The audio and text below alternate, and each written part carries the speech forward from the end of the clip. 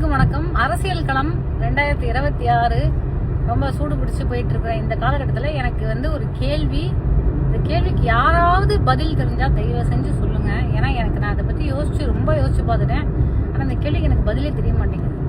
Super star Rajinikanth அவர்கள், உலகநாயகன் கமல்ஹாசன் அவர்கள், மக்கள் நீதி மையத்தோட ஃபவுண்டர் சிஎம் ஸ்டாலின் அவர்கள், எக்ஸ் சிஎம் இபிஎஸ் அவர்கள், இன்னொரு எக்ஸிஎம் ஓபிஎஸ் அவர்கள், நாத்தகவுடைய நிறுவனர் தலைவர் அண்ணன் சீமான் அவர்கள், விசிகே உடைய தலைவர் திருமாவளவன் அவர்கள், அண்ணாமலை அவர்கள் பாஜகவுடைய முன்னாள் மாநில தலைவர், அப்புறம் இந்நாள் தலைவர் நயினார் நாகேந்திரன் அவர்கள், முன்னாள் கவர்னர் அம்மா தமிழிசை அவர்கள், கனிமொழி அவர்கள், உதயநிதி ஸ்டாலின் அவர்கள் அப்படின்னு எல்லாரும் நீங்க எடுத்துக்கோங்களேன். இன்னைக்கு அரசியல் களத்தில் இருக்கக்கூடிய எல்லாரும் போறாங்க வராங்க, அங்க போறாங்க இங்க வராங்க, ஏர்போர்ட் போறாங்க, ஏதோ மாநாட்டுக்கு போறாங்க, மீட்டிங் போறாங்க, நடைப்பயணம் போறாங்க.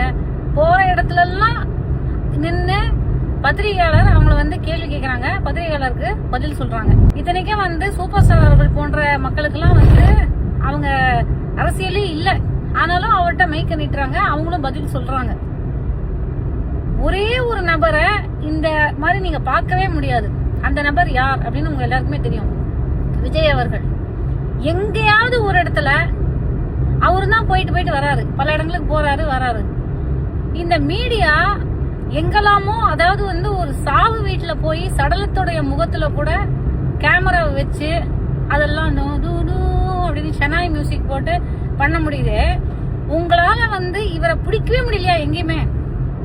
எனக்கு பெரிய டவுட்டா, பெரிய ஆச்சரியமா இருக்குது.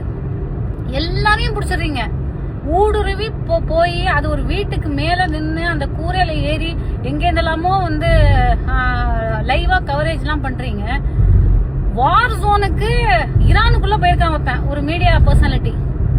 ஈரான்ல போய் காசால போய் இன்னைக்கு லைவ் கவரேஜ் பண்ணிட்டு இருக்காங்க. உங்களால இவரை எங்கேயுமே பிடிக்க முடியல. ஒரு கேள்வி, ஒரு தடவை பிரஸ் இந்த மாதிரி நிக்க வச்சு நீங்க கேட்டிருக்கீங்களா அப்படிங்கறது எனக்கு எப்படி பெரிய ஆச்சரியமா இருக்கு. எப்படி அவர் தப்பிக்கிறாரு? அவர் கூட இருக்கிறவங்க என்னதான் பெரிய டீம்ங்க, அது சீரியஸா சொல்றேன். இது எப்படி இது சாத்தியம்னே தெரியாது. இதே மாதிரி ஒரு நபர் கடந்த 11 வருஷமா அவரை நீங்க எங்கேயுமே இதே மாதிரி மைக்க நீட்டி ஒரு பொது வெளியில மீடியா அவரை கேள்வி கேட்டதே இல்ல. அவர் யாருன்னு உங்களுக்கு எல்லாருக்கும் தெரியும். இது எப்படி சாத்தியம்? ஒரு சில பேர் எப்படி தப்பிக்கிறாங்க?